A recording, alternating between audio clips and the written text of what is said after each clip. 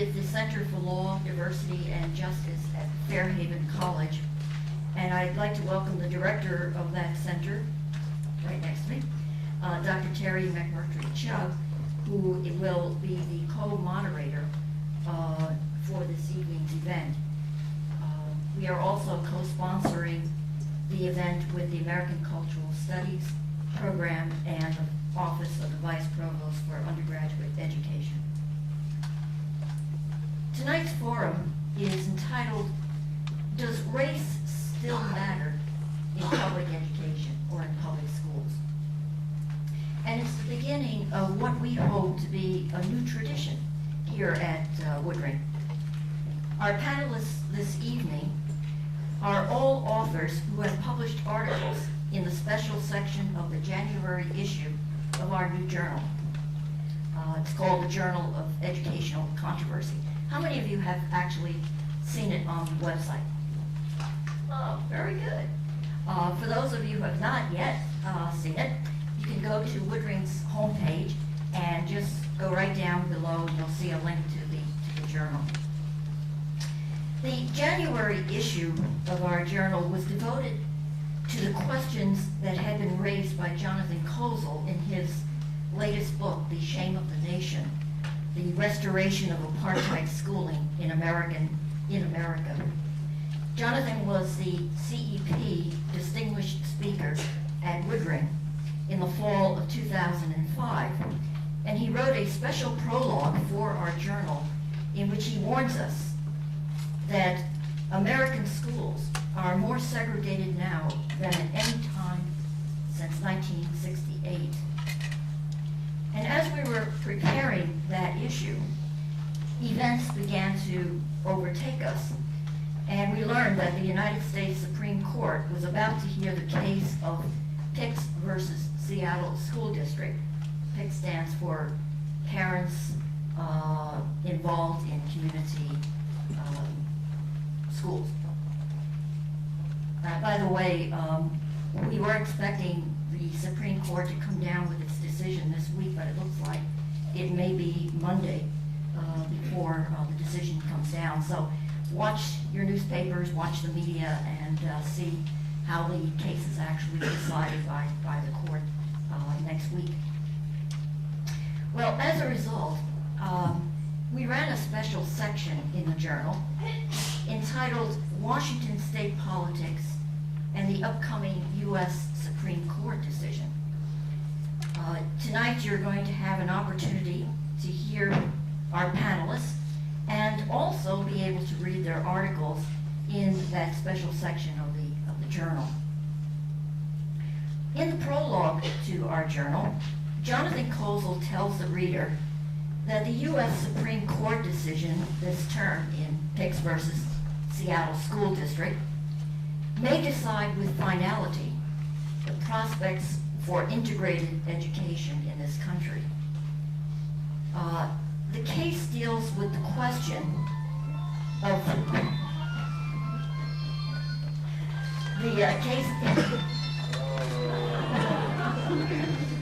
I forgot to make the announcement. All phones off. The case deals with the question of whether race can be a factor in the admissions policies of public high schools in Seattle, and of course the implications go far beyond Seattle.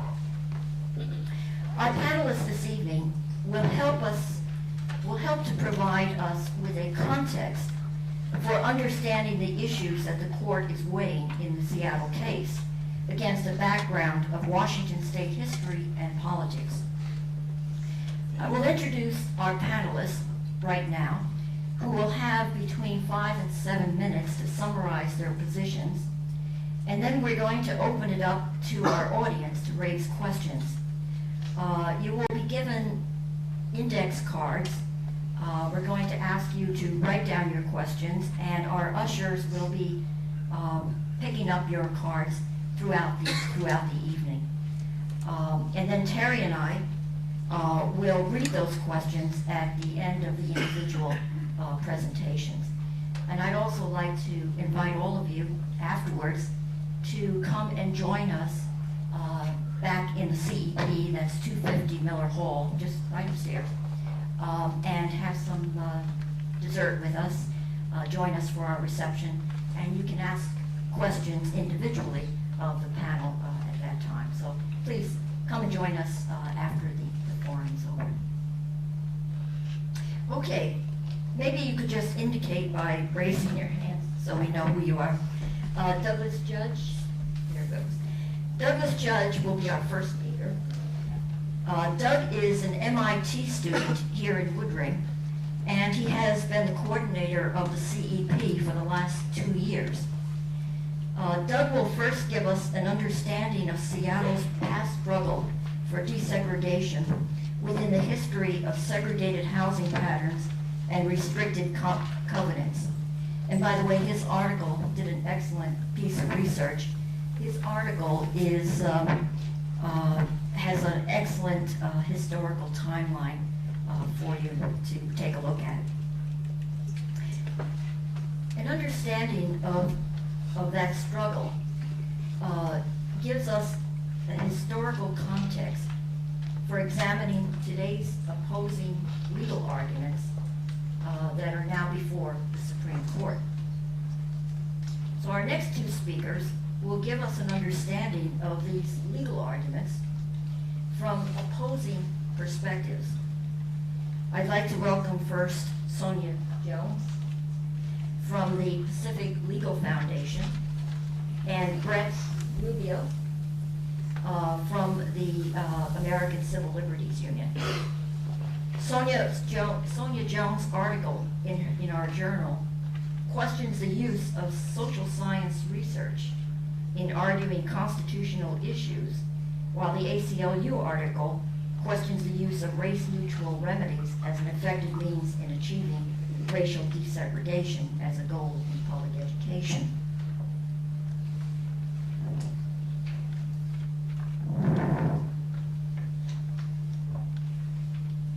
The original writer of the ACLU position was Roberto Sanchez, and he couldn't make it this evening, so Brett Rubio, who is on the ACLU Whatcom County Steering Committee, has stepped in to take his place.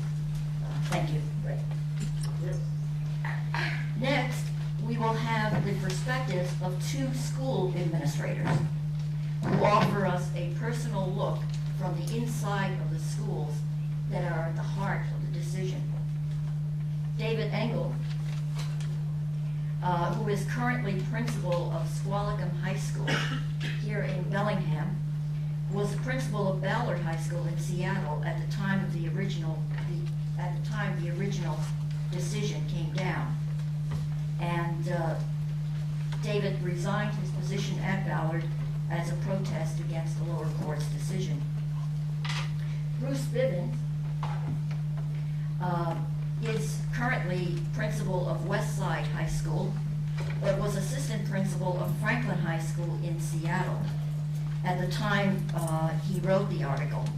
And so he will give us a personal account of his experience in that school. And we have a very special viewpoint that was actually missing in our original journal. We didn't have a student perspective. Racial, I'm going to do this wrong now. Yakerson. Okay. Rachel Yakerson was a student who was bused from Ballard to Franklin High School, and who is currently a student here at Western.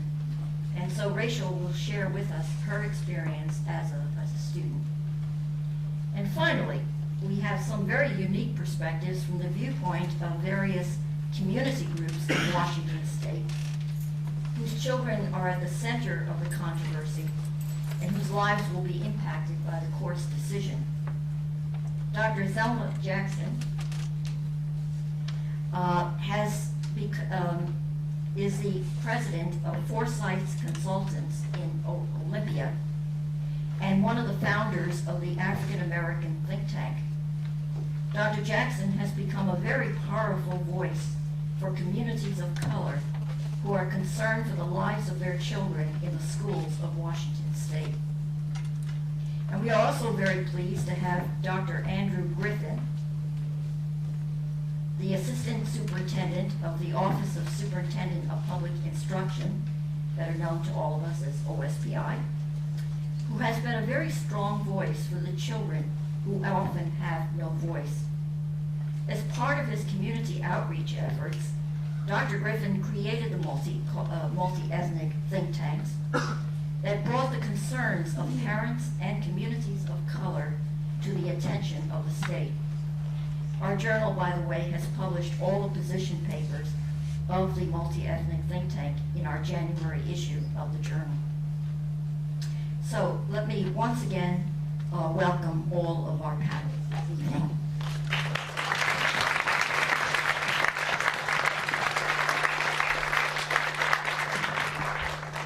To begin, Douglas Judge is going to provide us with context. Can you hear me? So welcome, first of all, to everybody. Folks came from Olympia, Seattle, far away, up by 5. So thank you to the early departures, Thelma and Everett, and all of that. So thank you all for coming. So I just want to, I'm going to be brief, because I'm excited to hear what these folks have to say. But I thought it would be important to provide some context,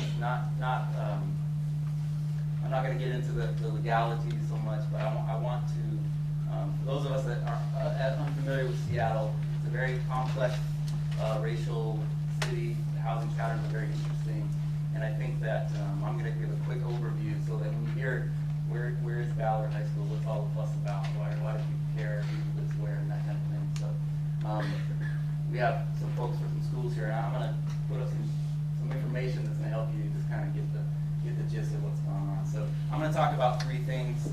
One, some racial and housing demographic trends. Secondly, I'm going to talk about how the school district has, what the school district has done to try to address these issues of ongoing residential school segregation in Seattle. And lastly, I'll just mention a few implications for students in Seattle Public Schools today. So we're going to start here. So Seattle is nobody familiar with Seattle? I'm from way far away. I don't know what Seattle is. It's down the freeway, hour and a half. It's just over 500,000 people in Seattle. 70% of Seattle's population is white. This is important. We'll talk about that in a little bit. Compared to the state of Washington, which is about 82%, making Seattle the largest, the most diverse big city in the state. Seattle is bisected roughly in half by the Ship Canal Bridge, which runs the Ship Canal, excuse me, it's a waterway that runs from Lake Washington to the east, kind of under the UW and through Lake Union, past Ballard and out to the ocean. That's important because some have referred to the Ship Canal as Washington's Mason-Dixie line. If you're familiar with that. So essentially, north of the Ship Canal, Seattle has historically, and to this day, still houses the majority of the white population. South of the Ship Canal, where communities of color they reside. Seattle is changing. The influx of big tech money in the last decade and the Washington State Growth Management Act, which has kind of concentrated new building in existing areas, they've combined to drive up the cost of living in Seattle. The median home price last year was just under $500,000. So this is, there we go. So this is, thanks. This is what we're talking about here. North Seattle. This is the Ship Canal here. The red line there is the Washington Ship Canal. So this is Ballard's right up in here, and North Seattle. And we've got the Central District here. Historically housed Seattle's African American community, Beacon Hill, and the Rainier Valley. Even to this day, are Seattle's most diverse neighborhoods.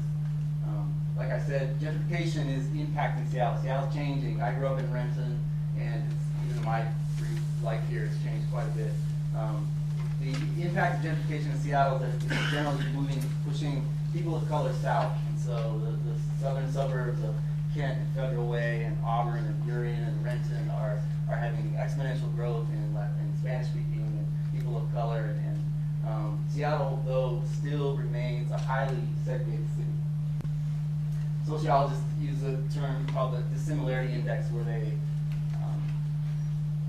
take a look at the demographic of the city as a whole, and then they look at particular neighborhoods, and they calculate how many people would have to move in or out of a neighborhood to have the racial makeup of that neighborhood match the city as a whole. So Seattle is for cities of its size, it's the third most segregated city in the whole country. It's right below Atlanta, Georgia.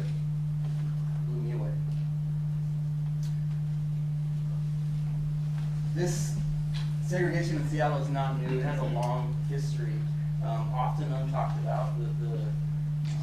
The kind of myth about Seattle is that it was somehow immune from the racial strife that struck cities in other parts of the country, in the north and in the east and south. But Seattle has its own history of both private and public policy segregation concerns. A lot of these took the form privately restricted housing covenants. These were made illegal in 1963 with the passage of the Fair Housing Act. But Green Lake, Laurelhurst, Broadmoor, Queen Anne, Ballard, all having these very explicit restricted housing covenants. These were not unique to Seattle and Indians, they were all across the country, but this again struck me. And these are not, once you get outside of Seattle, you get into Shoreline and Bellevue and other suburbs, there's a record of these. The University of Washington has a really amazing collection of these. Hospitals, prominent hospitals, famous hospitals, research hospitals, Providence, Swedish, they all had restrictive covenants too. This site has documents that say, we do not serve people of the Negroid race at Swedish hospitals. So a lot of these institutions have since, they're not proud of this, but there is a history here.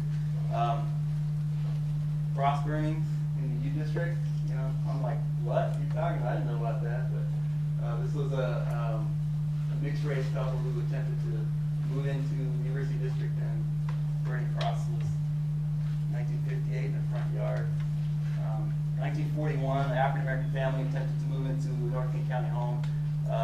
Dynamite bomb was thrown into their house. To me, this was a cognitive flip. I don't associate Seattle with bombing and stuff, so it's kind of blew me away. I'm going to get to this one in a minute. Since Seattle does not have a real visible place of urban flight, it lacks kind of the deterioration that you see in Detroit, Chicago, East St. Louis, New York City. And so that has led to this creation of this popular concept that there's no racial problem in Seattle. And physically and also socially, this has big consequences. And so the school district, how has the Seattle Public Schools attempted to address this kind of ongoing segregation, given the context there, that there's no racial problem in Seattle. So Seattle's an interesting school district. They were the first large city in America to implement desegregation without a court order. It's something that they're very proud of. You hear a lot about it. So following, so those are familiar, 1954, Brown v. Board ruling forced desegregation. Separate but equal is no longer equal. So school districts all across the country were forced through court order, federal courts implementing, everything from the Little Rock Nine, where the National Guard was down escorting, the students into school. Seattle didn't do that. But the myth, it is somewhat of a myth because in looking at what happened from the early 60s up until even today in Seattle, it's a much more complicated story. In virtually every case, Seattle School District only implemented desegregation plans after kind of massive community mobilization by the pro-integration civil rights community. So it was fairly reactionary. And then immediately following such policy implementation, there was voter initiatives and lawsuits, which in some cases happened as soon as 4 weeks after the district would implement a new desegregation plan. There'd be an immediate anti-busing initiative. And the first couple of these were overwhelming majorities that were in favor of busing. Following the Brown decision, the Seattle School District started collecting demographic information on the race in their schools, and not surprisingly, it maps the schools were just as segregated as the neighborhoods were. They were very slow to react, and it wasn't until 1977 until they implemented this mandatory program. They tried a bunch of voluntary programs 70s, 80s, and 90s.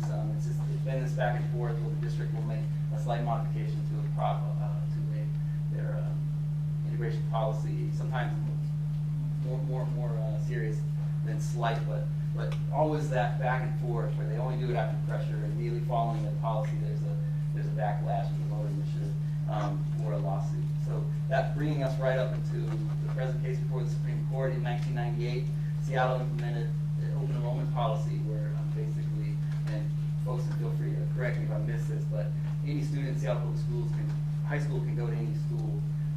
But once a school reaches capacity, they have to make a decision on who gets in where. And one of those factors up until this court case moved through was race, where if you were say you were a student from the South End and you wanted to go to Ballard High School, you were given priority over a white student. If that student, if you lived right across the street from Ballard in the neighborhood, you had a sibling that went there, you got priority. But the race was, they called the racial tiebreaker, basically. And that was the 1998 when the racial tiebreaker was approved by the district on the same exact day. State Initiative I-200 was passed the same day, which made the use of race in hiring, state contracting, and higher education illegal in Washington State, which set in motion a lawsuit in 2000 by parents involved in community schools, group of, and Sonya knows this case back and forth, but basically a group of white parents sued the district because the kids didn't get into Ballard, and they basically said it was the district policy was a violation of state law. That case, in 2002, the Ninth Circuit Court of Appeals agreed with parents involved in community schools and actually overturned the district's use of race. That ruling was overturned in 2005 by a larger 11-judge panel of the Ninth Circuit, and the appeal of that ruling is what the U.S. Supreme Court is currently wrestling with. So what does this mean? What has this meant for students in Seattle Public Schools? This, four things I'm going to mention. First of all, this is a map which shows the enrollment from the late 60s up until 2002, the most recent data available.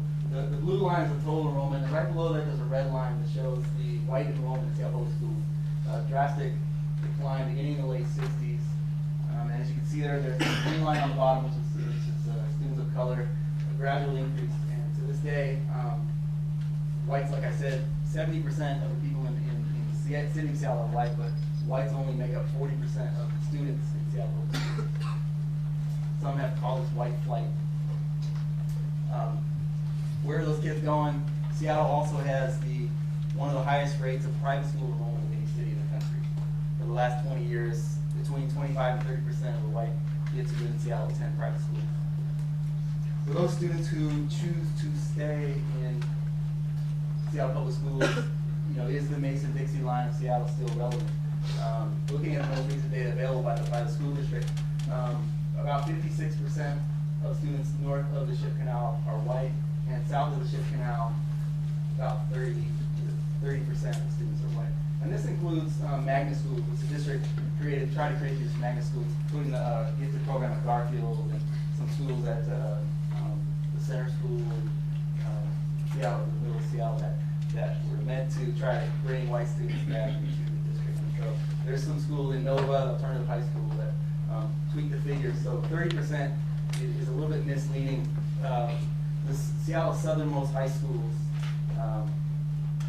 Rainier Beach, down in Rainier Valley, Cleveland High School, right next to I-5, and Franklin High School. Franklin High School, 90% students of color, Cleveland, 92% students of color, and Rainier Beach, 94%. So that 50-30 split, the 56-30 split is a little misleading. Seattle still remains a highly segregated school. Finally, money matters, I think, is the last part. I did a little comparing because of the case here. Looking at Ballard High School and Franklin High School, both large high schools in Seattle. Like we said, Ballard's up north, Franklin's right in the central district. In the last 10 years, the Franklin Alumni Association has raised $170,000 for scholarships and assisting students. In the year 2006 alone, 05-06 year alone, the Ballard Alumni Association raised the same amount of money in 1 year as the Franklin Alumni raised in 10 years. And that doesn't include $250,000 that was raised previous year in a 6-month capital campaign to build a greenhouse at Ballard High School. So though money isn't the end all be all in attaining educational equity, it kind of, I think, helps paint a little picture of what's all the fuss about trying to get up north and get into Ballard High School. How are y'all tonight? Good.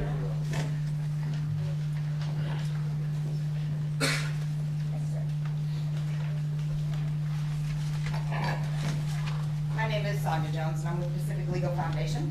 I'm an attorney, and as you can tell by the accent, I'm not from around these parts. I am from Lubbock, Texas, which is way out in West Texas. Don't even ask me about the racial composition of my undergrad university. That is all ranching, cattle, cotton, oil. That's all it is out there, so that ought to tell you something about. I actually grew up in Dallas, and spent about 10 years at that time in Houston, so I do come from a big city background, despite the accent. This case became of particular interest to me when I was actually in law school, and I was fortunate enough to be able to publish some articles on this case during that time. Because when I was in law school, Clarence Thomas came and spoke to my first year law school class, and he was a dissenting opinion in a previous case involving racial balancing that involved the University of Michigan. There were actually 2 cases consolidated in front of the Supreme Court. One is given the quick name Gratz. The other one is Grutter. It was the dean of the undergrad college that was being challenged, and then the dean of the law school. What happened in those cases, it's important to understand this because it will set the legal framework for the understanding in both the PICS case, and it's also got a companion case out of Louisville, which I also wrote about and didn't know we weren't going to talk about, because to me that's a more interesting case, but I'm fine. I can do this. I can improvise. I'm a big girl. So what happened in the Grutter and Gratz cases is that, let me get my notes here. Gratz had to do with the undergrad admissions program. And Michigan, being a fairly prestigious undergrad institution and definitely a prestigious law school, several of my colleagues graduated from there, and they remind me of that all the time. In the undergrad institution, automatically, if you denoted on your undergrad application that you were of a racial minority, and only certain minorities qualified, mind you, not Asian, not Russian, not Italian, not Spanish, but only if you were of Hispanic, as in Mexican-American descent, or of African-American descent, you automatically got 20 points added to your overall score. But none of those other races did. And the Supreme Court said, no, you cannot do that. I'll get back to why in just a second. In the law school, the Supreme Court had a different decision. The law school looked at multiple factors, and ultimately the Supreme Court said graduate school is a little bit different. You do have a compelling interest in creating diversity in a graduate learning environment. But the graduate school, being the law school, looked at a whole lot more things other than race. Socioeconomic backgrounds. If you grew up on the wrong side of the tracks, but were still white, you got more points. And if you were the first generation to go to graduate school or first generation to go to college, I'll have you know I was both, and I have 37 first cousins. Grew up poor, white, on a farm. But I wouldn't have gotten any points because had I applied to Michigan, no points for me for undergrad, but in law school I would have. But I didn't get in there, don't worry about it. So what happened was the Supreme Court said, as long as you're balancing all these other things, you're truly going about achieving some sort of background diversity by a race-neutral means, because you're awarding points not only based on race, but also on other factors that diversify the educational experience for all of your students. Brown v. Board of Education back in 1954, they said you cannot admit or deny admittance to compulsory education based on race, period.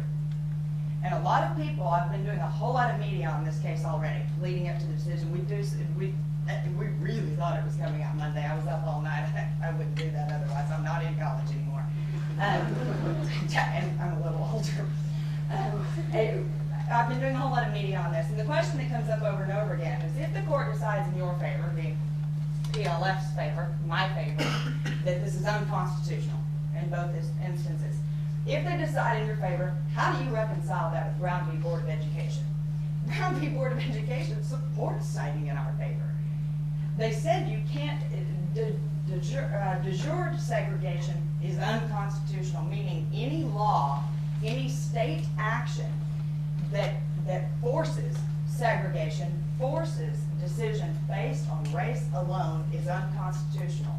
Whereas de facto segregation, i.e., you live in an all Asian neighborhood, of Asian mixed, Asian descent, Japanese, Korean, Chinese, that's the area you live in, and that high school happens to be 90%, that's not de jure segregation, that's de facto segregation. That just happened because of the breakdowns in the neighborhoods, and that's okay. And that's what Brown v. Board of Education said, and that's what's happening in this case.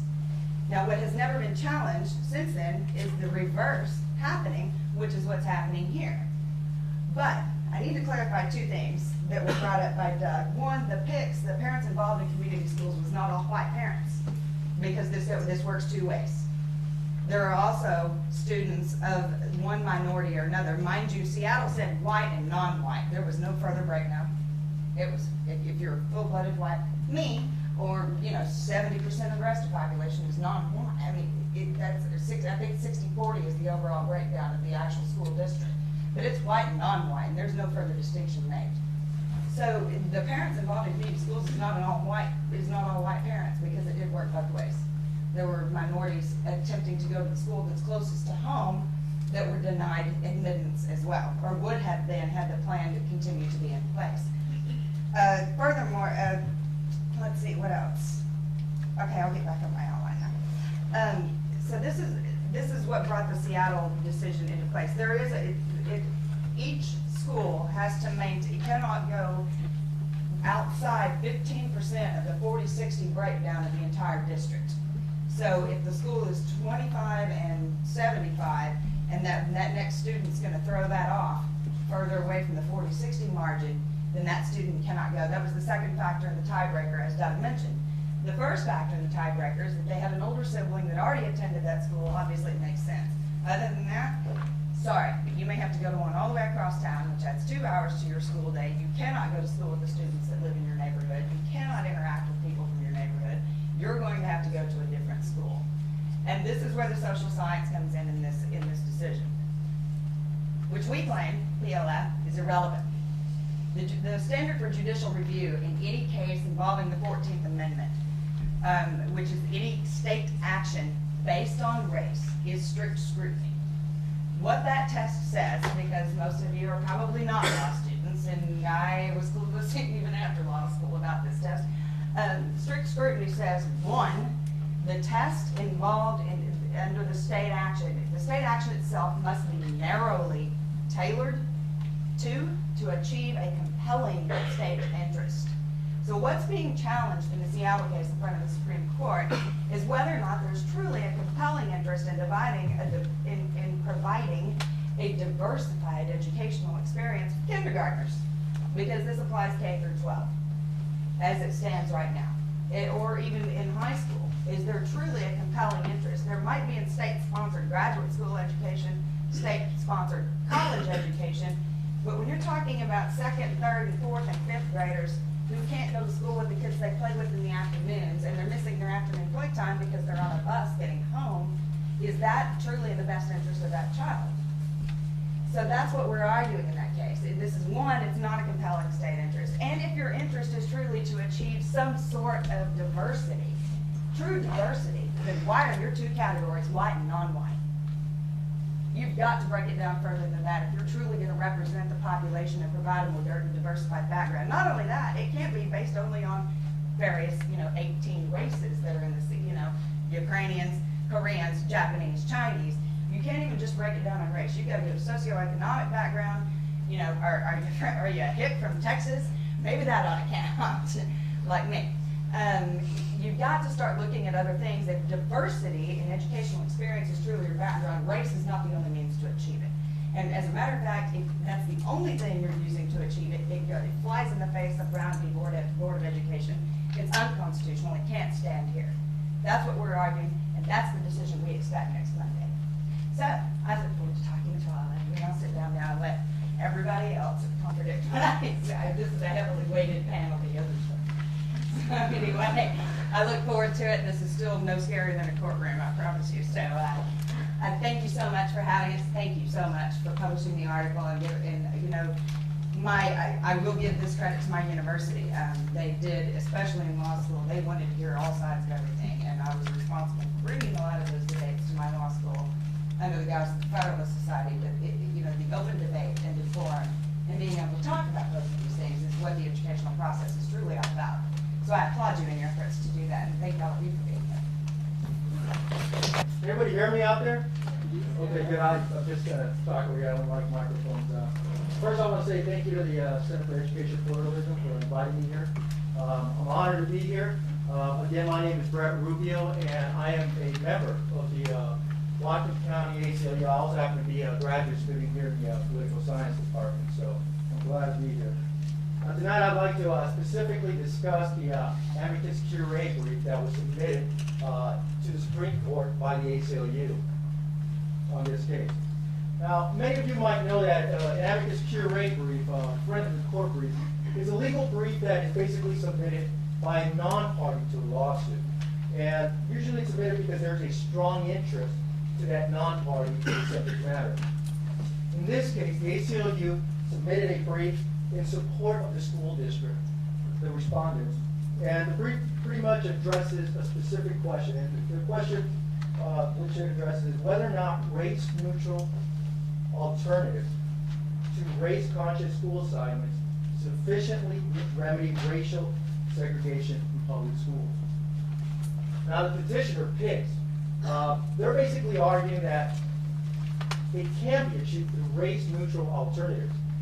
They cite two specific race-neutral alternatives. One is using socioeconomic status to assign students to a variety of schools. And then the second one is the magnet school program, creating magnet schools in basically minority neighborhoods in order to create voluntary integration. Now, the ACLU challenges this position simply because there is no evidence to support any of that. And the ACLU relies on the Department of Education report that basically looked at race-neutral alternatives and how they were used alone. And in that report, they pretty much stated that only a marginal benefit came out of creating basically integration or breaking down racial isolation through through race-neutral alternatives. And in that report, there were 5 school districts that the Department of Education looked at. And in those 5 school districts, they basically employed socioeconomic status as basically a way to assign students to different schools. What they discovered was basically that those policies weren't very effective in ending basically racial segregation in K-12 education. In fact, where isolation already existed in some of those schools, it actually exacerbated the racial isolation. Likewise, that same report looked at magnet school creation through a federal program called the Magnet School Assistance Program. And then basically that report shows that at best, individual schools that were targeted basically only received mixed results, and that when that certain fund was used in the entire school district, basically the results were even far more limited. And so therefore, in the evidence of that report, the ACLU took the position that that wasn't enough to basically break down segregation. And therefore schools should be allowed, they should be permitted to use race as one of several factors when deciding when and how to basically integrate schools in order to reduce minority isolation. Now that's exactly what the Seattle District program did. They used race as one of the factors. Now before I get into race-neutral alternatives, it's important that we look at how the use of race was used in the Seattle case, and whether or not it was used constitutionally. And as Sonya has pointed out, under these circumstances, basically whenever you use race in education, specifically higher education, it does merit a strict scrutiny analysis. And basically what it means is, as Sonya has pointed out, is that the Supreme Court has expressly stated that race, in order to use race, you basically have to have a compelling governmental interest first, and that the use of race is basically narrowly tailored. Well, contrary to Sonya's position, I believe that everyone here would agree that using race or basically supporting diversity in schools, in fact, should be a governmental compelling interest.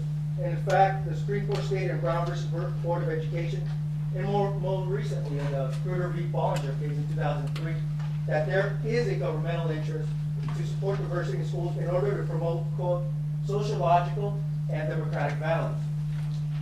And so the remaining question then is whether or not the use of race by the Seattle School District was narrowly tailored. The ACLU says that it is narrowly tailored, and basically for the following three reasons. First, this Seattle School District is going to look at the choice of the student before they look at anything else. That's the first thing. Whenever they can't assign that student to a school because it's oversubscribed, the second thing they're going to look at is whether or not they're going to look at family connection, whether or not that student has a brother or a sister in that school. They're going to give preference to that. The third thing they're going to look at is basically the proximity of the school to the student. And preference is usually given to schools that are closer to the student in that case. Now, once all those factors are looked at and they still need a student is still denied, that's when they're going to look at race. They're going to look at it only in a perspective to decide a tiebreaker. And so that's, and then if you are denied, basically your choice of school, it's important to point out that there is an appeal process. In that appeal process, if the student basically can show that there is some sort of hardship, that the school board will take that into consideration in order to basically assign the school the proper school, or the student the proper school, excuse me. And so, this, in my opinion, this is a very narrowly tailored use of race, one that I think is constitutional, because again, race is being used here only as a last resort. But basically, the thrust of the ACLU's brief is that relying on race-neutral alternatives alone, such as economic status and magnet school programs, has a limited impact on integrating racially isolated schools. Now, regarding the socioeconomic status, the Department of Education, the report that was presented by the Department of Education, they cited Richard Kallenberg as one of the leading experts on the issue of socioeconomic diversity. And he stated in that report, class, socioeconomic status should be a supplement to, rather than a replacement for race. And by using socioeconomic status as a substitute for race, it has achieved only a limited impact on integrating schools. Now, this is the same problem that exists with magnet schools. Magnet school programs have basically not achieved the same level of racial integration that school districts are plainly entitled to see. There has been some modest successes in some cases where magnet schools have shown some benefits. But basically, like socioeconomic status, it provides only a partial and insufficient approach to achieving integration. And so therefore, again, this is why the school district should be allowed to use race as one factor out of many to look at how they're going to best address racial isolation. In 1968, there was a Supreme Court that was called Green versus School Board of Newport, Kentucky. In that case, the Supreme Court stated that there is no universal answer to the complex problems of desegregation. There is obviously no one plan that will do the job in every case. So in conclusion, I could spend a long time reporting on the statistics that basically on racial isolation in K-12 education and basically its negative impact on students. But instead, I'll leave you with just these statistics. In a report that came out last year, and I have it here if you'd like to look at it afterwards, it found that nationally over 1/3 of African American and Latino students attended intensely segregated minority schools, where 90% or more of the student body is minority. Over 1 in 6 African American students attended what are called apartheid schools, which are basically schools with 99% or more minority enrollment. And this is also true for 1 in 10 out of every Latino student. Now, while socioeconomic status based assignments in magnet school programs do provide some benefits alone, they do not serve basically as a sufficient means to break down racial isolation in K-12 schools. And then, so therefore, the ACLU's position is that the states, and especially school boards, should be allowed the flexibility to craft programs that address racial isolation. And so that's basically what the ACLU is submitting in their advocacy brief, and like Sonya, we're waiting for the Supreme Court to respond. Thank you very much.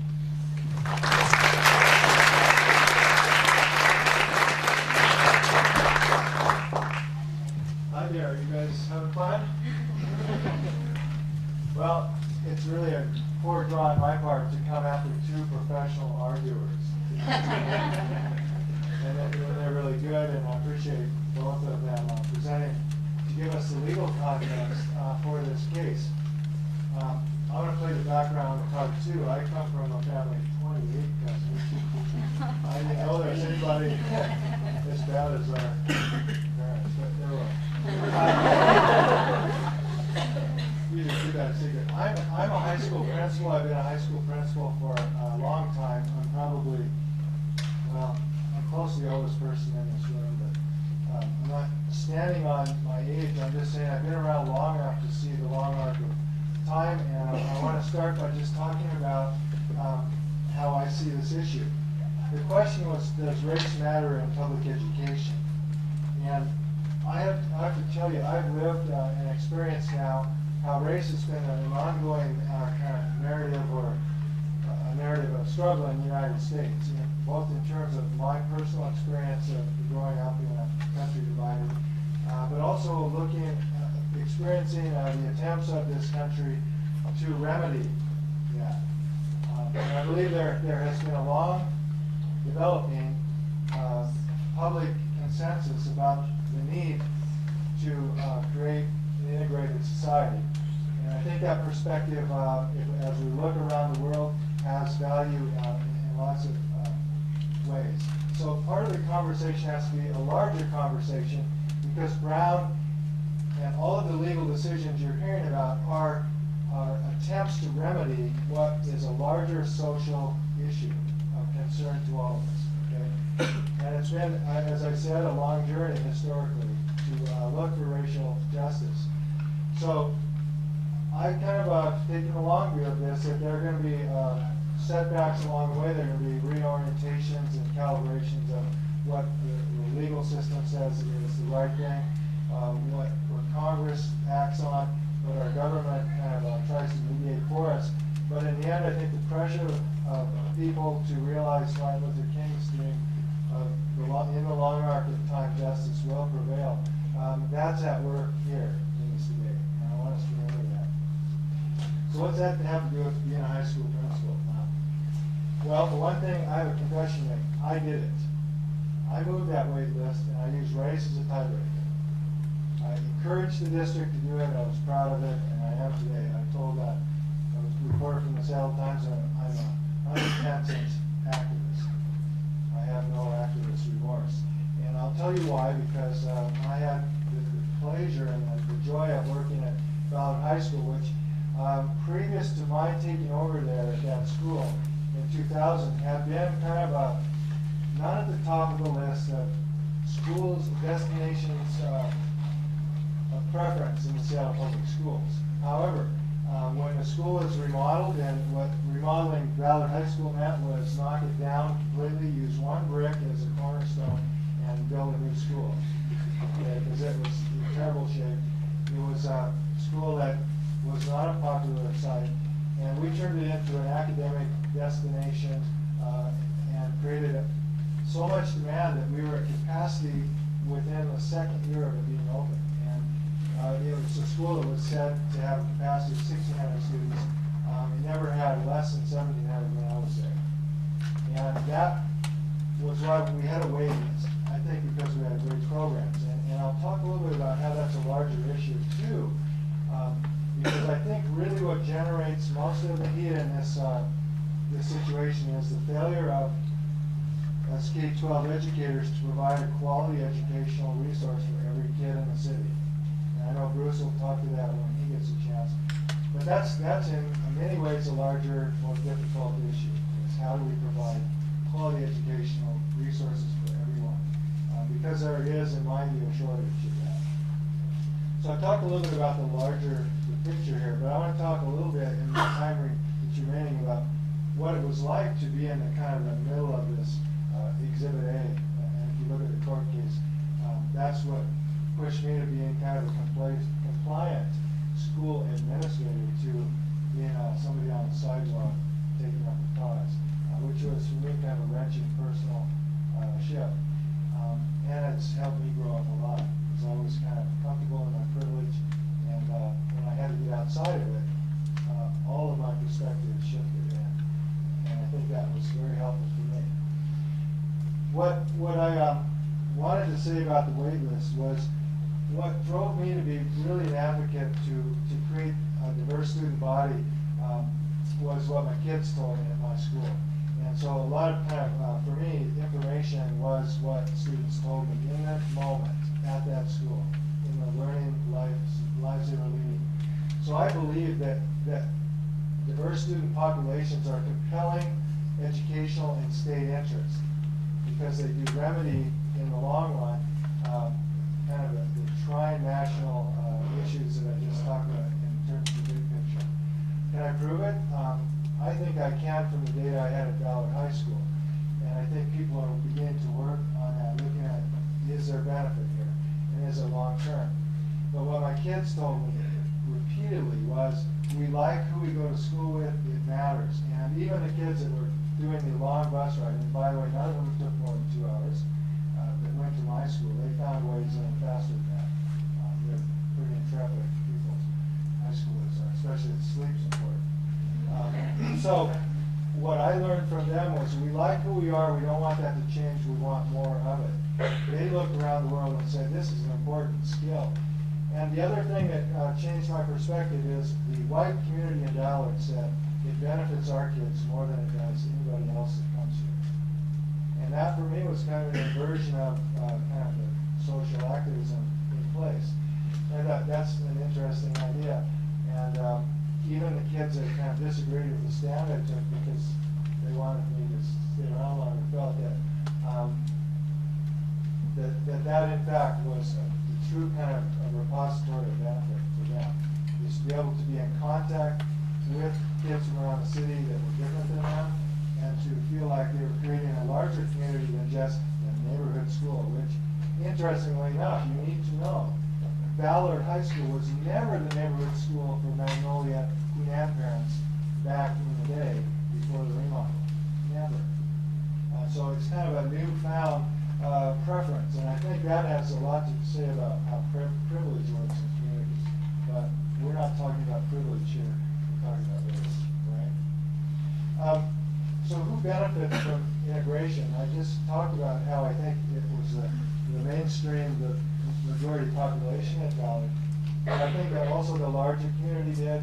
And I think for me the benefit of, and I'll allow kind of the legal issues to ebb and flow how they will, was that my acting out the way I did so late in life helped sponsor a community conversation about the part race has to play in our lives and our community. And for me it was interesting to kind of tear off the veil of politeness that lays over Seattle, and we kind of talked a little bit about that. And it opened up some pretty raw spots, but it also created an arena where we could start talking about this in different ways. You need to know that I sacrifice a lot for the cause in terms of rubber chicken circuit.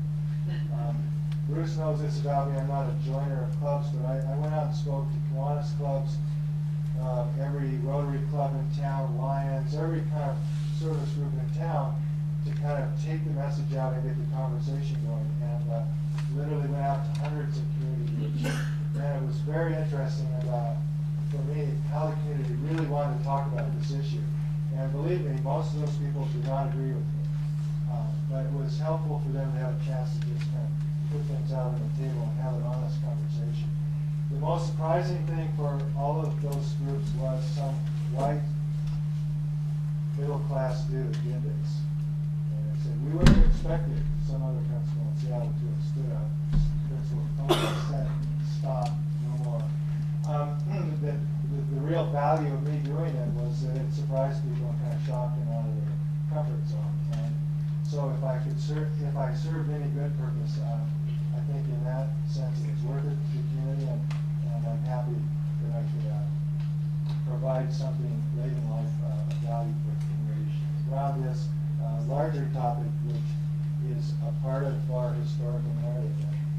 It's still alive and it's still awaiting kind of resolution. I don't think this court case is going to finish it, because this will create a whole set of new problems and unintended consequences. So regardless of what you hear next Monday, hang on, it's still there. So thank you.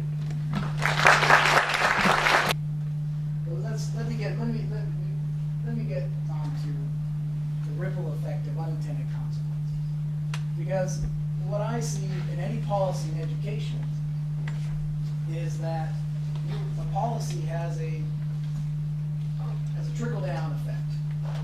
So in high school, if you have a choice in a big district, now you have a competitive model. When there's choice, there's competition. You want people to choose your program, your school, your teachers. Now we're competing over resources, we're competing over kids, we're competing over programs, over partnerships. You're not hearing me in the back?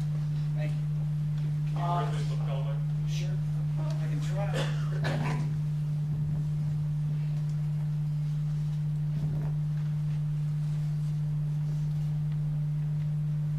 So this era of competition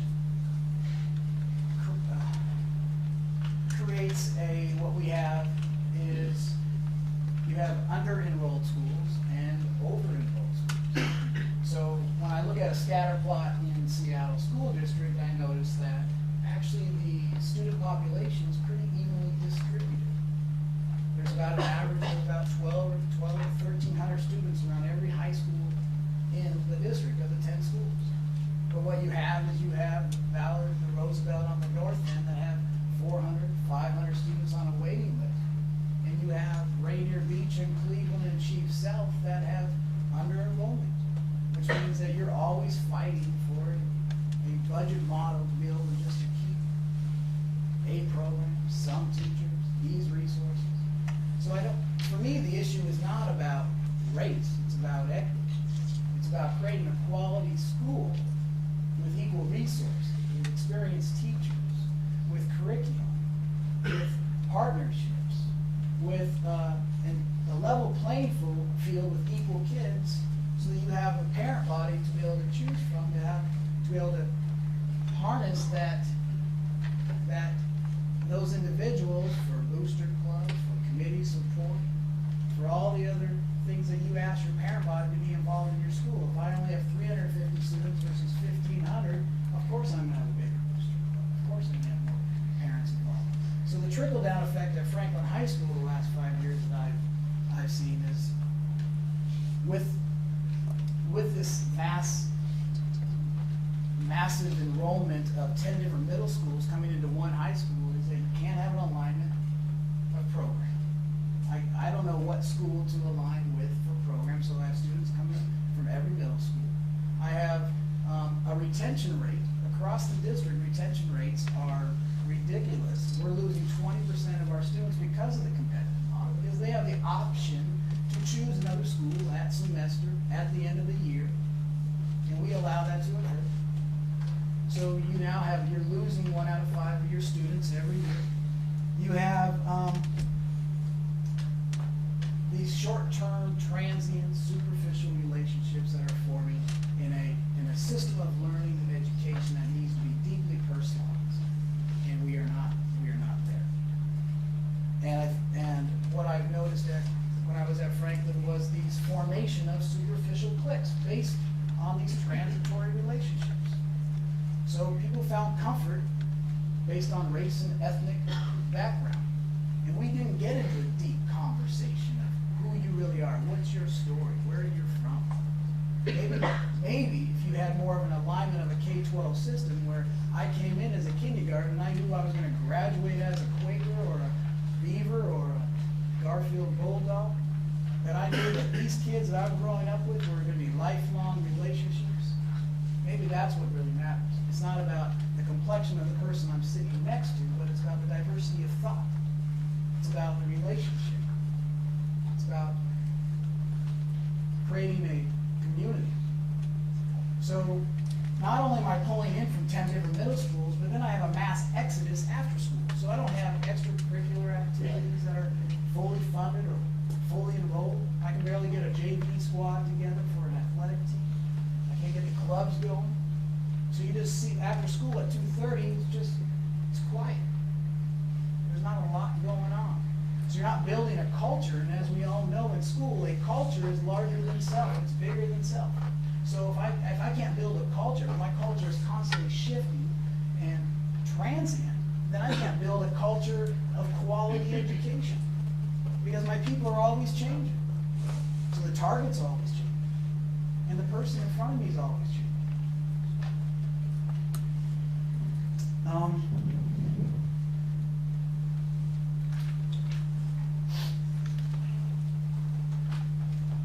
So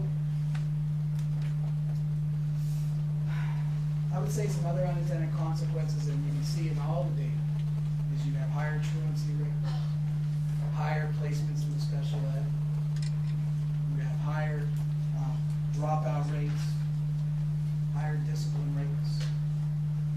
Because of these superficialities, we're not really understanding who we are. We're continuing to perpetuate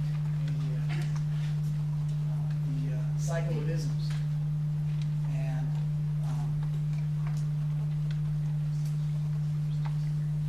I think if you, for public schools, we need to create a system that allows for neighborhoods for people to create a neighborhood community again. And we need to focus on creating quality schools in those neighborhoods. Because I think the impetus factor was the fact that those schools in the north end had more resources. So I want my kids to go to those schools, right? Versus this school in my neighborhood in the south end is of equal choice and opportunity. So if we can't create a school system where you have equal opportunity, then of course you're going to fight for your students to get a better school. And if I have to use race as a factor to fight to get into that school, then I will do everything in my power to make sure that my student gets a quality education. So I think that's where we're at right now, and we got a big job ahead of us. And I honor everybody here. I think we're all here for the same purpose. We all want quality education for kids. And I think that we're all coming at it from different perspectives, and that's the beautiful thing about it. Us folks on the on the issue. So we all got windows of, we all look at things differently, and that's, perception is reality. So thank you for being here, and I appreciate you taking the time.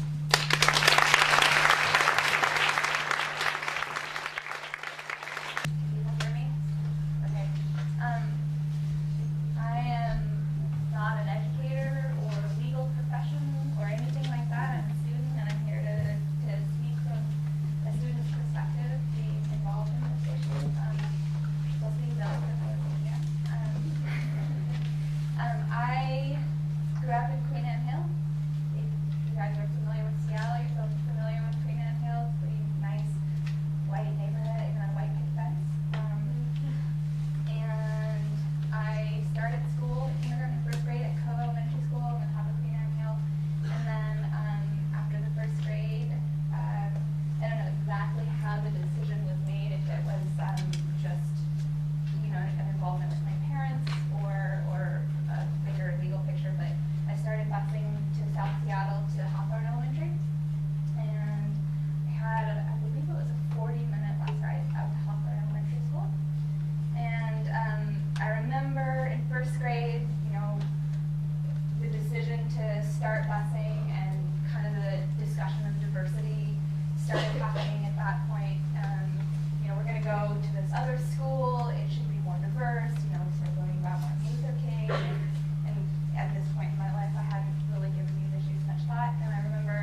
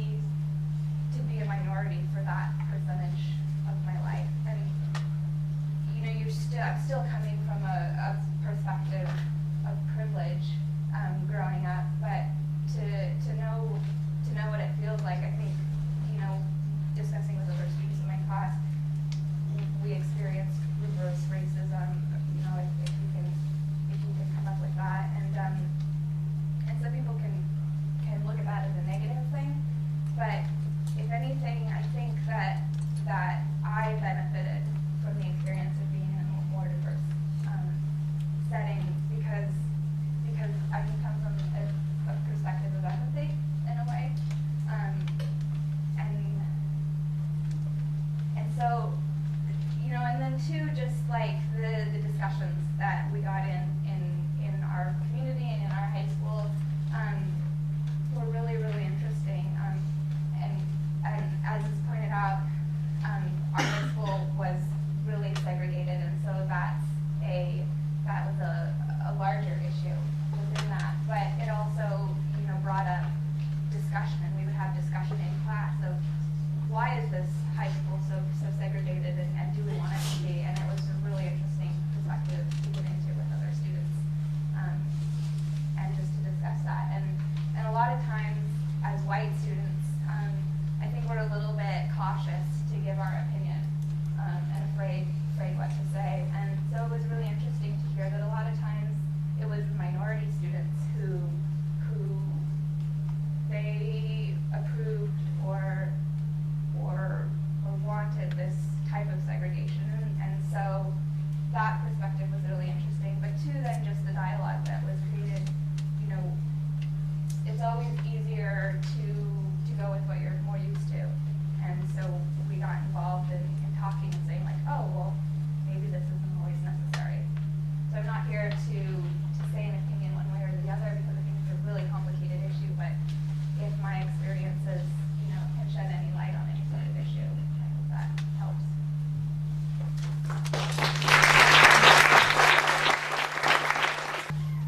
Good evening. I do appreciate the opportunity to have been invited to submit an article for the journal, and also to join this panel here this evening on a very complicated subject that we certainly can only stir curiosity at best, as opposed to settling any of the issues that are before us with this particular case we're discussing. I was introduced as being a representative of the African American think tank, and also as a private sector educational consultant. But as I sat and listened to the speakers previous to me, I think I'm going to deviate and come at the time I have to talk to you from purely a personal perspective. A perspective that you probably will rarely have an opportunity to be exposed to. And that is being a product of the Deep South and a product of a totally segregated education. K through 12 as well as college in a historical black college. Due to racism, discrimination, inequities, inequalities in this country. When I think in terms of my schooling experience in Alabama, and the fact that I did not have opportunities to go to any schools other than the ones afforded to me, not even to have a bus to go to that school. So busing wasn't even an issue. When we talk about how that has been a long-term effect, not too long ago, we looked backwards at the 50-year anniversary of Brown versus Board of Education, trying to take a look at what kind of progress, if any, had we made as a result of that Supreme Court ruling. And then we had to couple it with the Civil Rights Act of 1964, because in most places in the Deep South, the 1954 decision was totally ignored, even though it said with deliberate speed ahead. It took the Civil Rights Act 10 years later for many places in the South and other parts of the country to really take a look at and still not embrace per se. So when I graduated from high school in 1963, I had the benefit of escape and integration. escaping integration. And I want to tell you what that segregated education was like for me. It was one of caring, one of love, one of high expectations, one of high standards, one of celebrating personhood, if you would. And when I returned home and I mingled with my classmates at my class reunion, which I'll be doing in a couple of months for my 44th, we quite often talk about what school is like now for our grandchildren and other neighbors, and what it was like for us, and what do we see as the differences. And when we think about our teachers and our principals and all of our black professionals that were scattered hither and yon in the midst of that integration movement, stripped of all of their professionalism, kids scattered around because the burden of integration fell on black kids, not white kids. And with the absolute desecration of that personhood, and if we could begin to look at when the decline in black educational excellence began to happen in this country, I would point you to 1954. Because while I was in an all-black educational setting, I could be that total scholar. I didn't have to search for self-image and try to develop that sense of self-worth, or to be made to feel inferior or not wanted. We could focus on learning, even with meager resources. And you need to keep in mind that when we talk about the desire of the black community to want integrated schools, it wasn't just to sit in a classroom next to a white hoping that knowledge was going to enter by osmosis. It was about trying to get where there were better resources available for a different level of learning. That has never been the issue as we've debated integrated education in America all these decades. And so we come up with this particular case that's before us now. And it is so minuscule when compared to what the real issues are that we aren't talking about. When we talk about the inequities in education, you wouldn't have all of this clamoring to go to certain schools, as Bruce indicated, if all those schools were of high quality. Then the neighborhood school concept would have some meaning. Why shouldn't all kids have the opportunity to go to the school nearest to them, so that those parents can partake and participate, so that after school and extracurricular could be a part of their educational experience also? And I always term integration of schools in America as a failed adult experiment. It was not about the children, and it is still not about the children. And so if we really want to get real about what the issues are here, we need to turn our attention to the promises of an equitable, high-quality education for all children. It has not to do with where one lives in order for that to be achievable. If everyone had nice-looking, clean facilities, that wouldn't be an issue, trying to flee your broken, rundown facility to go there. High-quality teachers, state-of-the-art curricula. If that existed everywhere, none of this would be an issue. And so when I look back on my education, it was of the highest quality in retrospect.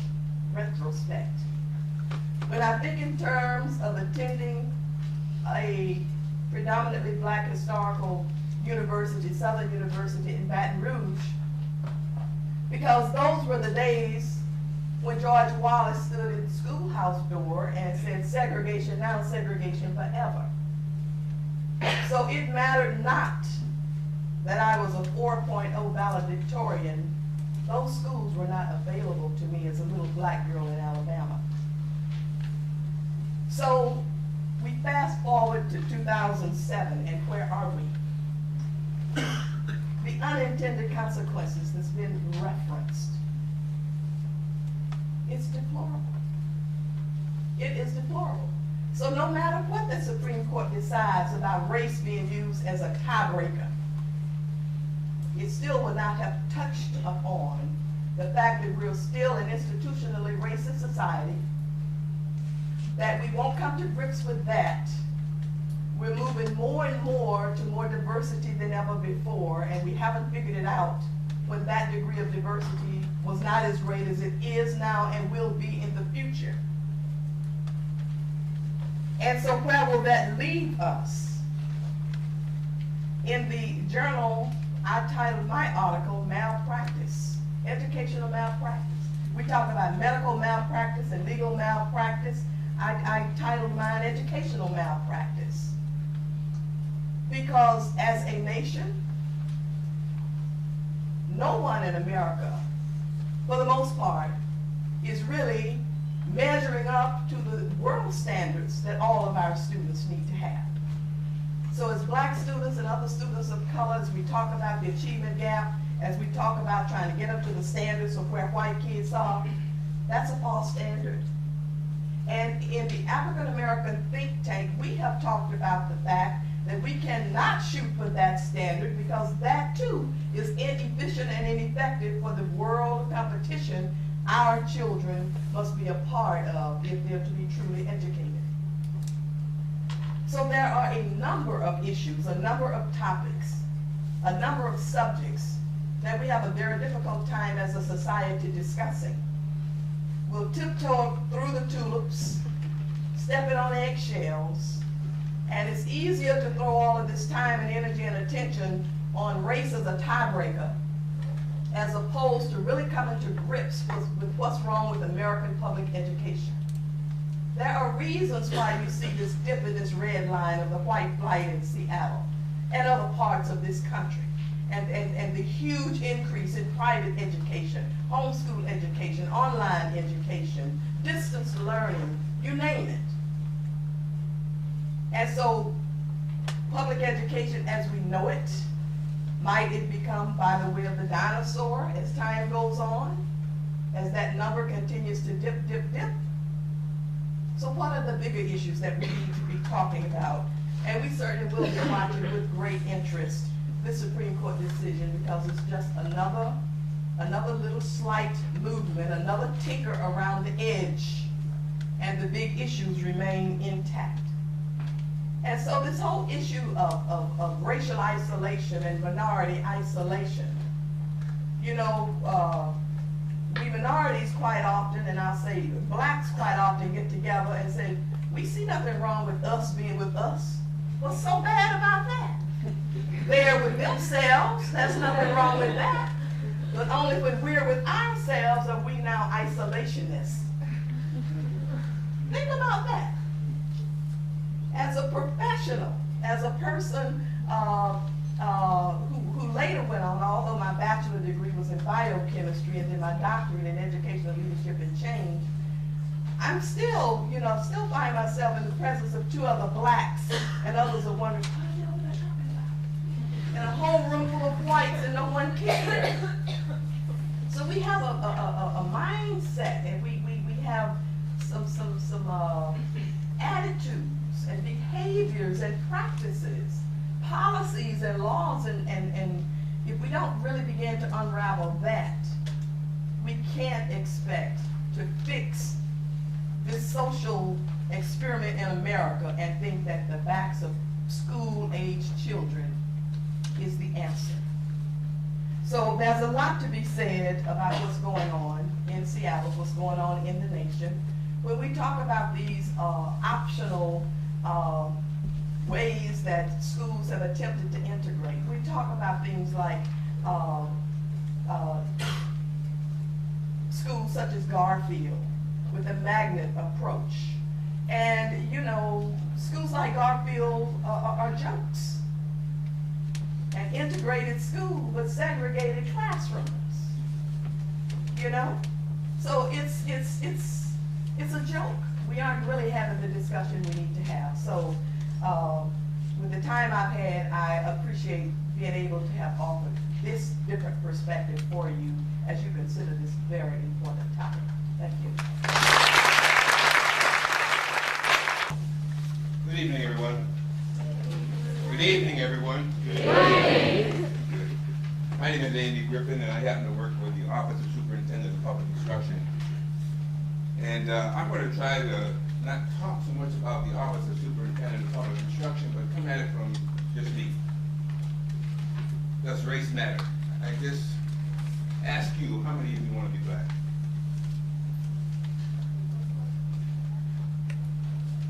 I don't think many want to be black. Number one. Number two is, how about as a 3-year-old, how come a 3-year-older wants to be black?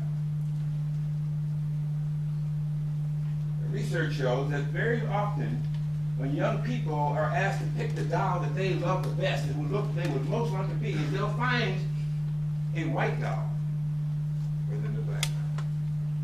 A 17-year-older conducted that research just recently and had young kids, 3 years old, pick out the doll that they would most want to be. And they picked out white dolls, these are black children. Does race matter? You know, look around you right here. You're doggone right, race matters. I don't care what the legal people have to say. Does race matter? Certainly race matters. And you know it as well as I know it. Does gender matter? Yes, it matters. At one time, gender made a difference. You didn't find many females in the schools, in the colleges. Look around you now. Look at the teacher profession. Look at our governor. Look at our superintendent of public instruction. Doesn't matter. Certainly it matters. The question is, what are we going to do about it? That's the question. The issue is not so much this issue about was it legal or not. They can play the game all they want because that's how they make their money. Capitalism is the name of the game. We don't talk about capitalism too much. We don't talk about equity. We don't talk about issues that we know makes a difference and talk about solutions. What are the solutions that will make a difference? Can all teachers teach all kids? Should they be able to teach all kids?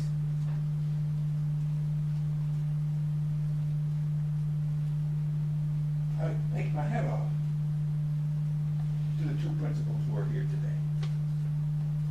You think it's easy for them to stand up and talk about quality schools and quality education? No. He had to quit his job, find another job, because he talked about what he believed in. Oh, it's easy to put an intellectual piece of paper and say, does race matter? The name of the game is, can you play it? Anybody who goes in the field of education and they don't know how to teach all kids, they don't need to be there.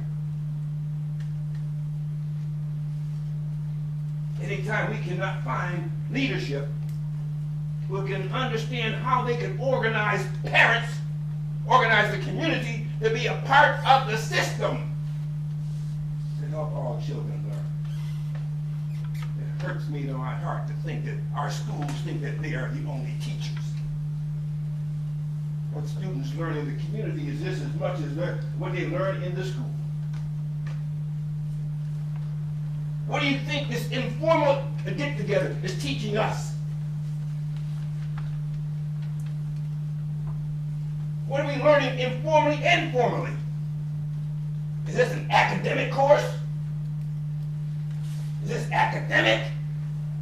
We're talking about lives. We're talking about children. There's nothing we can play with. Nothing we can just think about a theory and say, oh, this doesn't mean this, or don't mean this. We know what we're talking about. But people write volumes and volumes and volumes of material to say that we're right. It didn't mean this. This word didn't mean this. This word didn't mean this. We're talking about a person's life, person's lives. It sickens me to see how we can play the game when we know full well that we're talking about equity, as the young man said a little while ago. What are the resources? Are we going to put the resources into the places so that we can help all children learn to reach their maximum potential? That's what we're about. It isn't about color, but we make it color because it's easy for us. It serves a purpose because we can keep a hierarchy. Some people up here and some people down here. We have so many models, so many models of success. The question is, why don't we implement that?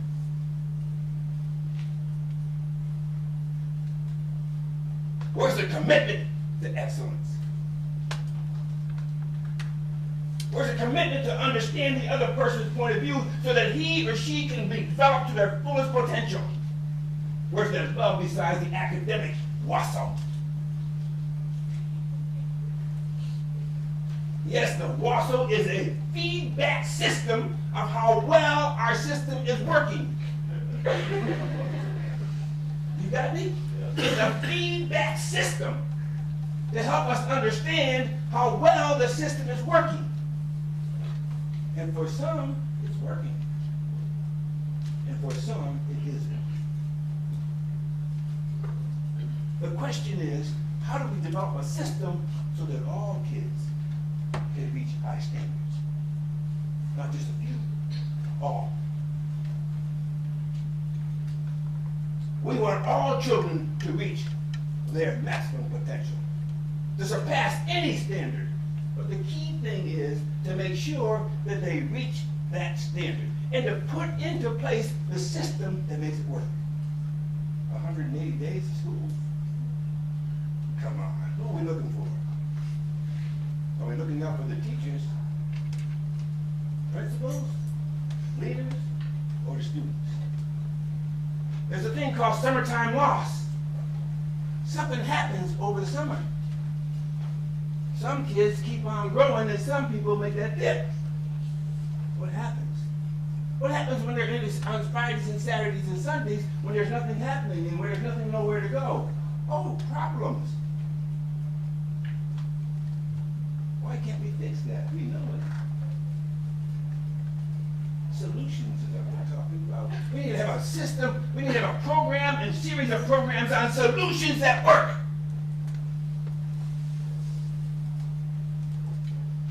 So that we can build each other up to maximize our full potential. Does race matter? Certainly it does. It certainly does. Because what it does, it helps us to look at things from a different point of view.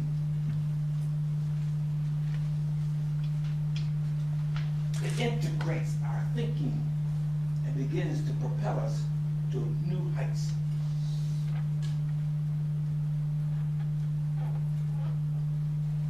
It's up to you. It's up to you. It's up to you, each and every one of you, to come up with strategies that help you grow, that help our system grow, and to help our kids become the best they can be.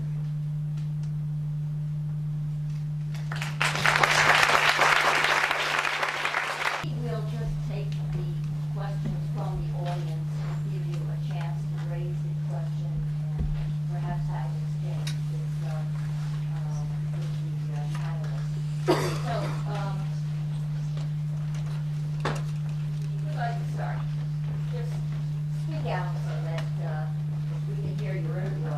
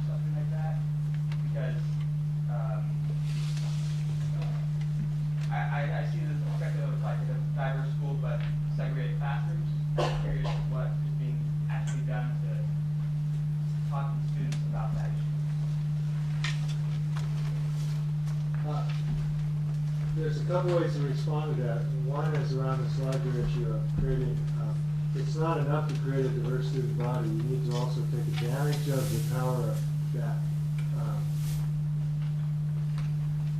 way of grouping people. Okay, so you have to be, it's not enough to put a child in the way of educational materials without mediating those.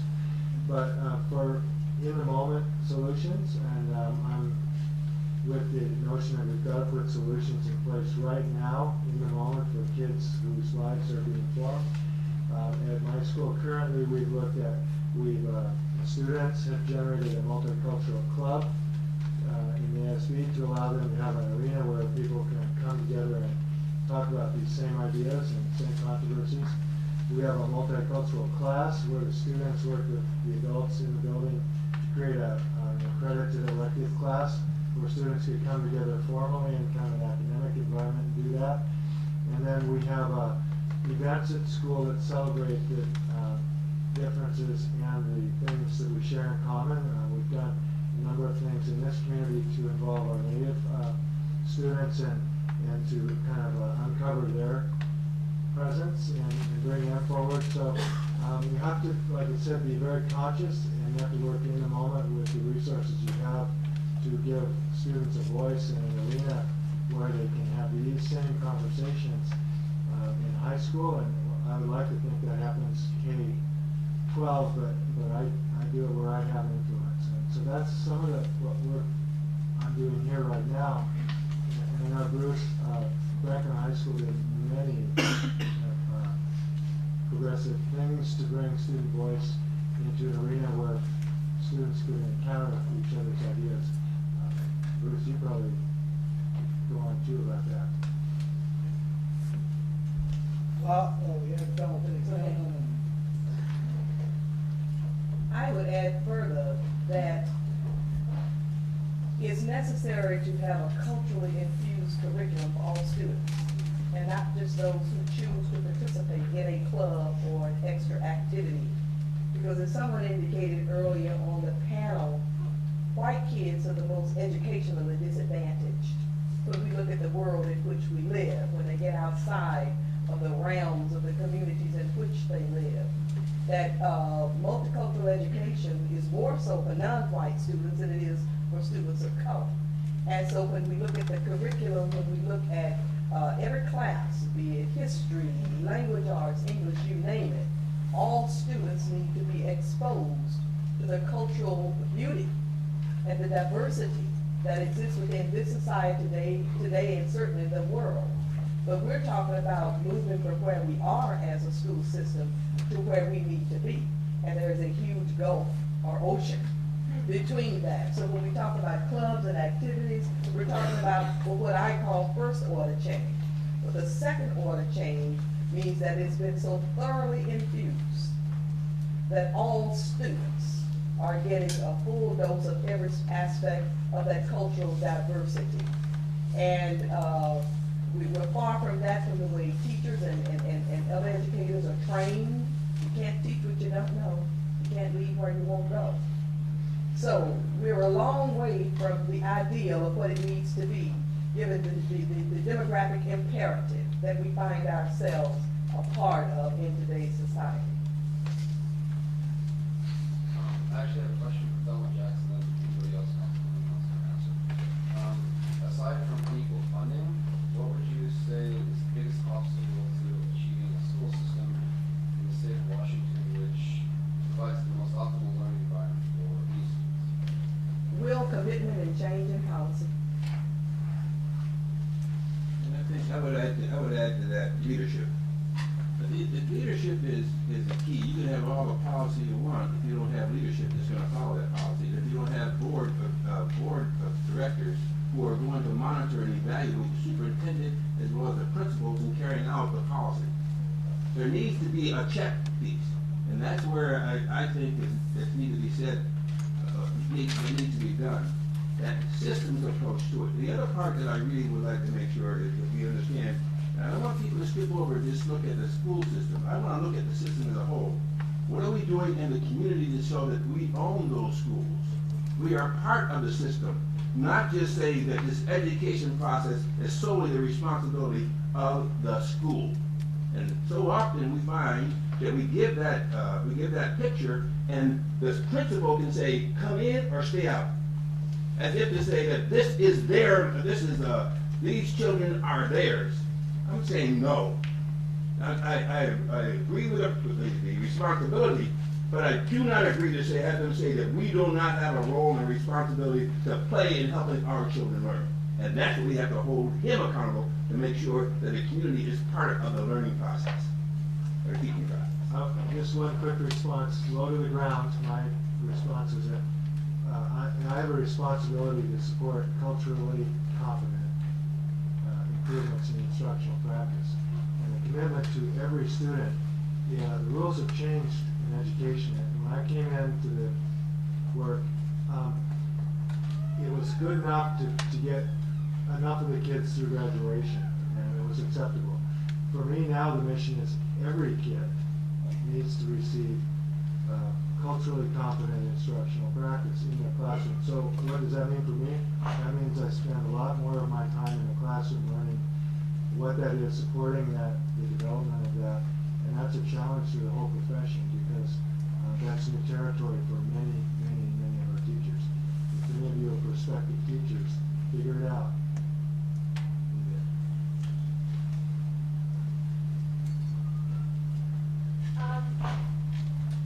As someone know, America doesn't have like the best schools in the world, really like up in the top, but we're still like behind on some countries like Japan.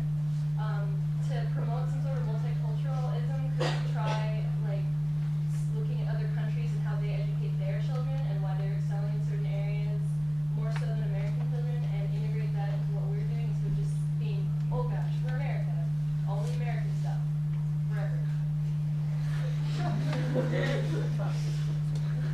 I mean, I know we're trying to promote multiculturalism here in America, and we look at other countries and just their culture, but what about their teaching strategies and how we can get up to that level? I've actually traveled and been a guest of the Ministry of Education in Japan, and I'll tell you, there's no more homogenous society than the Japanese. And I have lots of comments, we can talk offline about that. What I have learned from them, and wherever I go, is I'm the chief learner in charge of my school, and I have to learn something every encounter. They have instructional practices that can be embodied in the notion of lesson study and very careful planning around concepts in math, and we've learned a lot from that, and always kind of bringing back what good practice is. Culturally competent instructional practice means you get every tool and widget you can find that will make you a teacher that can reach every kid, and to get it to every student's potential. So, yeah, I learned from that, but I wouldn't model much of our policy in the Japanese education system. That's a real trap. They're not like us. And I would like to just comment that as we try to compare America with homogenous countries and cultures like Japan, we have to keep in mind that America is the most diverse blend of humankind on the earth. So we have unique challenges that other countries and other cultures do not face. We're no longer this monoculture or this homogenous culture. We've become this diverse blend. So the challenge is greater, much, much greater. And we have to be careful of trying to import practices that work for a homogeneous culture and think we're going to bring it and have the same kind of successes. So that's at least we've moved away from trying to import that, because it would not work here. Exactly. Good. Boy, I would, just in response to this, I would say that multiculturalism is about personalization. It's about getting the story to learn and putting the story to learn and their skills, their strengths, their knowledge at the center of the conversation, at the center of change. So if you do not involve the learner in the construction of the curriculum, in the direction of your instructional practice, and how you will assess that individual, then we're really never going to bridge any of these things. Okay? So there is no nation, there is no schooling system that has actually done that yet. We have pockets, we have successful models, but nothing systemic. And that's because policy policy designers are not the policy implementers. So if you really want to create change in school, you gotta have the leadership and the teachers and the parents create the policy.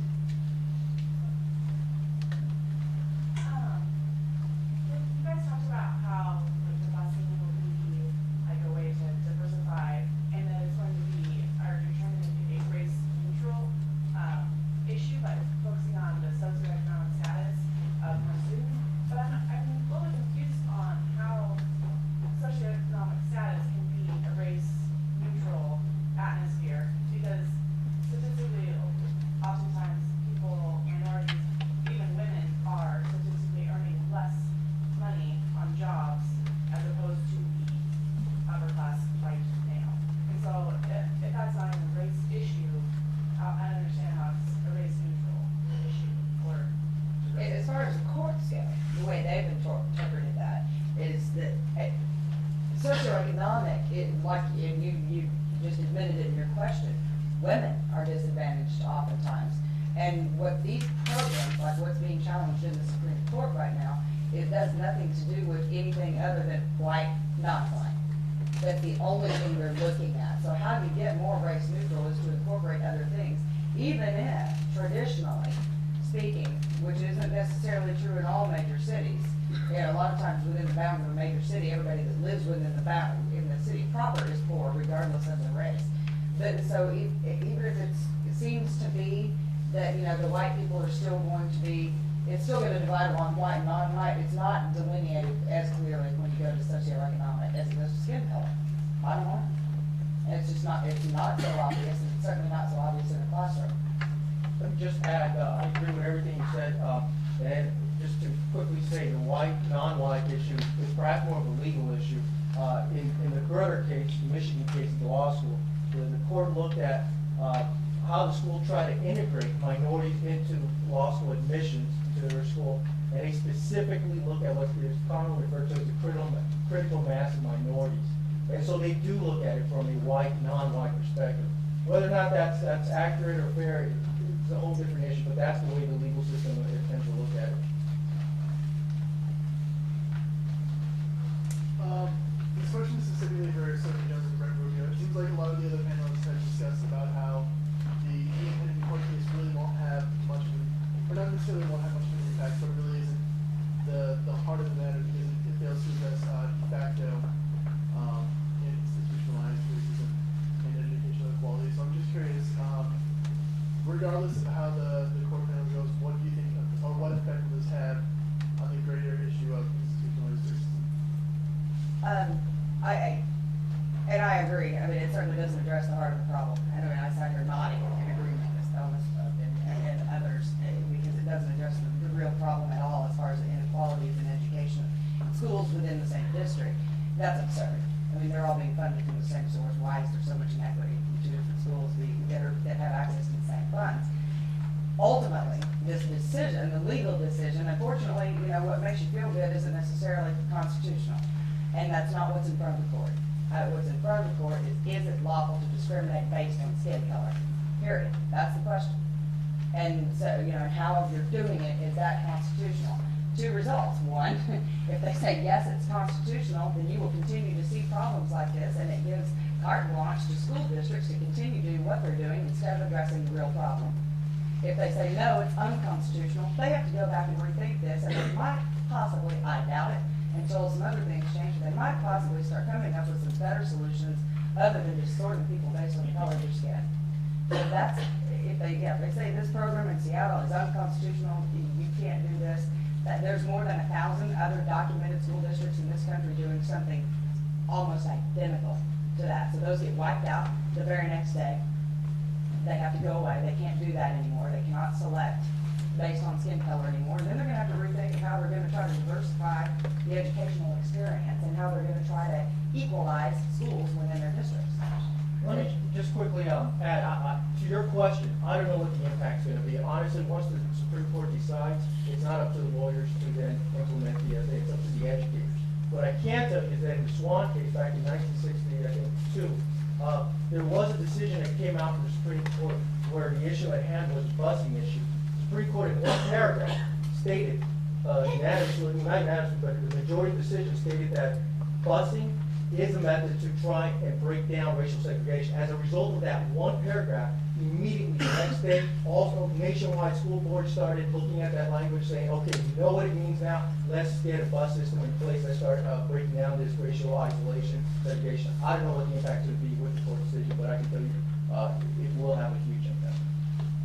And put black kids on those buses to white neighborhoods. Not white kids on the buses. In the early days of busing, that's how it was. Thank you.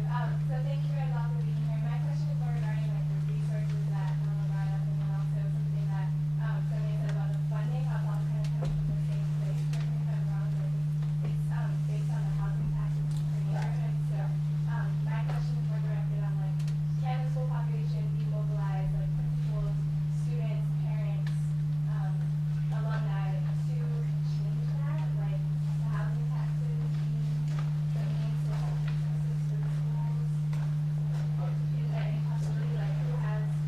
I can offer some response to that. Jonathan Could you repeat the question for everybody? She was talking about the inequities in tax collections based on property value for schools that support. And in this state, a large percentage of our funding comes from that taxation system. Only 8% in Washington comes from the federal government, and yet they're a major player. I mean, that 8% is like a matter of life and death for most of us. The answer is that there's lots of flexibility around that, and discussion now about equity taxation, and COSL is calling for national funding of schools, since these are national issues, because of the inequity of property taxation and what it does to urban centers in terms of resources. It's a huge issue in Seattle and this state. We have neighborhoods, and the whole picture isn't around taxation either. I have to tell you, at Ballard School Foundation, my first year, raised $250,000 for me as a principal to write a check against, for whatever we needed. So we needed a new sound system in the gym. I bought one. The schools just a few miles away had systems that didn't work and no hope of ever getting a change there. That's off the record. We found out in Bellevue that the football coach is being paid $55,000 stipend raised by the booster club there to compensate him for his time, even though he was being paid the same as every other coach. So Washington's replete with inequities in terms of how schools are funded and how students are funded within school systems. That's a whole other forum. Leave it out. Next year. But if I could add to that funding issue, in the state of Washington, going back to the decision that in the Basic Ed Act definition, we have a state apportionment formula that's X number of dollars come to the districts for each and every student enrolled in our schools. When we talk about levies and bonds and property taxes and the extraneous kinds of funds that are raised, there still is a basic amount. And even when that basic amount comes to the districts, we still see a lot of inequity. We look at the data that talks about the disproportionality of African American and Latino kids in special education. Well, special education students are funded 190%, 190% of other students. So that should be leveling that playing field some. We get Title I and LAP coming from the federal government based upon socioeconomics. And so when it comes in, it just gets sucked into the district as opposed to being allocated to the students for which it was meant. So aside from the other kinds of funding kind of formulas, we still have inequities. If all of that were removed, and we just look at the basic pool that's there for all kids, there's still some inequitable things going on. Just the idea of where you're going to place new teachers. Who is teaching in what particular school? Where do we put our new principals?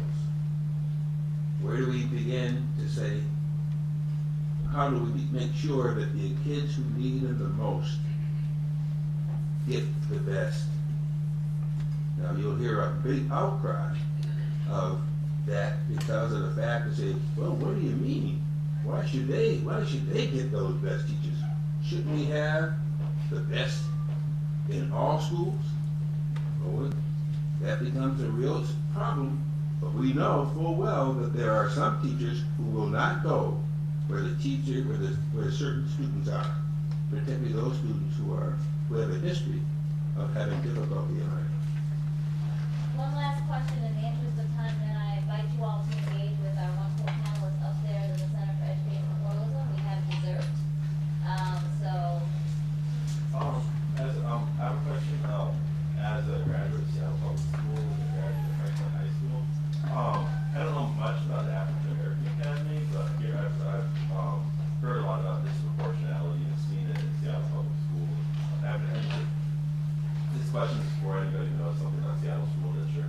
Why does nobody hold up the African American Academy, especially the school district, as a place where students of color can succeed and do succeed? I don't know how it's doing in the past couple of years, but since I was paying attention, the school does very well, and as far as I know, it's a public school, but it's never held up as a place where students of color can succeed. And I don't know why nobody talks about that. And I don't know if anybody has to talk about that. I can quickly respond. Partly because it's a small program, it's a fairly new program in terms of its track record. At Deep Launch, there's been quite a bit of leadership change there. They haven't told their story as widely as they should. So I think it's just the newness. It's a big part of that. Also, I think the Seattle Public Schools, through this case, backed off on a lot of its commitments to, in my view, being courageous around these programs and what's going on. And, it's a district that's been in disarray for the past 5 or 6 years, as you probably observed. So they're not telling their story very well. And their story in the press is typically about natural disaster, controversy, and the school board, which is subsumed with the success story.